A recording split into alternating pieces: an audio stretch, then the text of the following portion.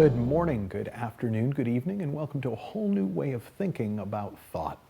And in this video, I'm going to introduce the philosophy, the principles that underlie this entire video series. And because this is more philosophical, I'm going to ask you to listen to it maybe a little bit differently than you're used to listening to something, or if you've already watched other videos in the series, to listen with a slightly different mindset than you've listened in the past. And as best you can, I want to invite you to just listen. Now, you might think, well, what else am I going to do? Well, often we listen to understand. We listen to try to understand, to try and get what the speaker is saying. Or we listen to argue. Inadvertently, habitual, we just listen to kind of find the fault. You got that bit wrong. And to sort of see where we agree and disagree with the speaker. But just listening is different. Just listening is what you probably do when there's music on in the background.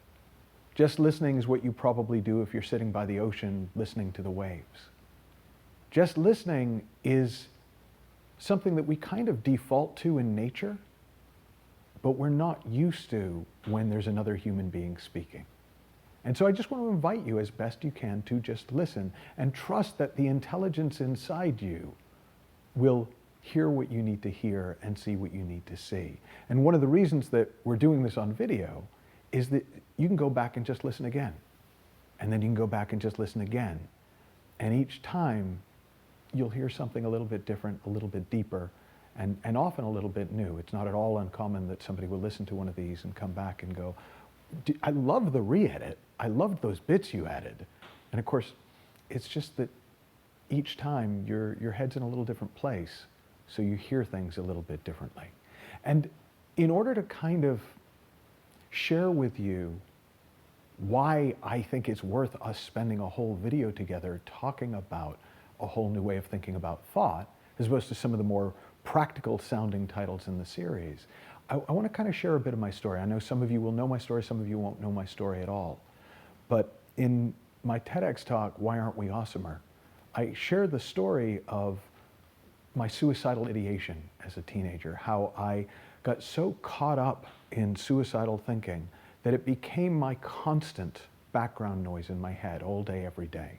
And this went on for a number of years, and it came to a head during my sophomore year when I had what is called a psychotic break from reality, I have been told, where it felt to me, I was in my dorm room on the top floor of the dormitory, and it felt to me like I was being sucked out the window, and like sucked hard out the window. And I tell a sort of a more dramatic version of the story in the TED Talk. It's actually 100% accurate, but I'll just kind of do the highlights here, which is I was hanging onto the wall of my dorm room. This is how real it felt to me to not be pulled out the window and onto the street below.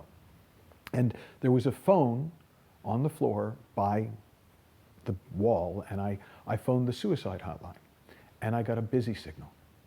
And to this day, I think that busy signal saved my life, because I found it funny. I couldn't help myself. I thought it was hysterical that at the lowest point of my entire existence, the one entity that is supposed to exist for just such an emergency wouldn't take my call. And I remember thinking, the only way this would be funnier is if lightning struck inside the room and then it started to rain just on my head. And I think because it was so absurd to me, it popped me out of it. And it settled me down, and I called a friend who came and got me and kind of stayed with me through the night. And when I woke up in the morning, I realized something that was literally life-changing. I realized for the first time that despite the fact that I had been thinking about little else than killing myself for 5, 6, 7 years, I didn't want to. That in fact, when it had come down to it, when all I would have had to have done is let go, I hung on for dear life. And I started to realize, it's just a thought. It's just a thought that I have about killing myself. It doesn't mean anything. It's not that I actually wanted to kill myself. It's just a thought. And I started to think of it as the suicide thought.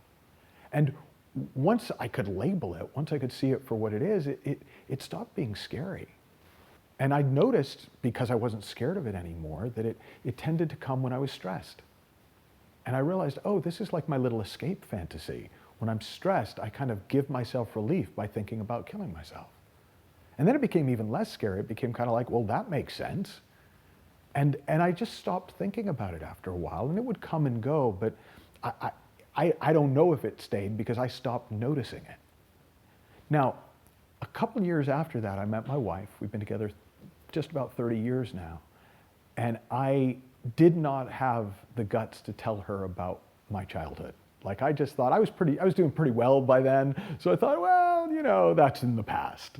And then finally, after we'd been married for a couple of years, one night, and I have no idea why that night, I decided I should tell her the story of my childhood, my adolescence.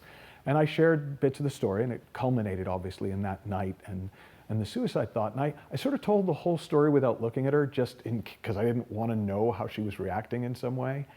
And when I finally looked at her, I saw just total acceptance and understanding in her face, which was lovely, until she explained why. She said, oh, I know exactly what you mean. Should I actually have one of those? And I said, a suicide thought? And she said, no, a divorce thought. And I was like, what is that? And she said, well, you know, I'm not always happy with you. And she said, early on when we were first together, I would just think, well, that's it, I'm out of here. Before we were married, I'm breaking up with him. And after we were married, well, you know, we need to get a divorce. And she said, I thought I'd get kind of obsessive about it and I'd get worried about it. And she said, and one day I just realized, oh, I don't want to divorce you, I'm just mad at you. And she said, after that, it stopped being a big deal. And I thought that was really cool, actually, that we both had that same kind of epiphany into the fact that thoughts come and go. That just because you have a thought in your head doesn't mean it's your thought. It doesn't mean you have to listen to it. It doesn't mean you have to believe it. It doesn't even mean it's anything to do with you. It's just a thought passing through your head.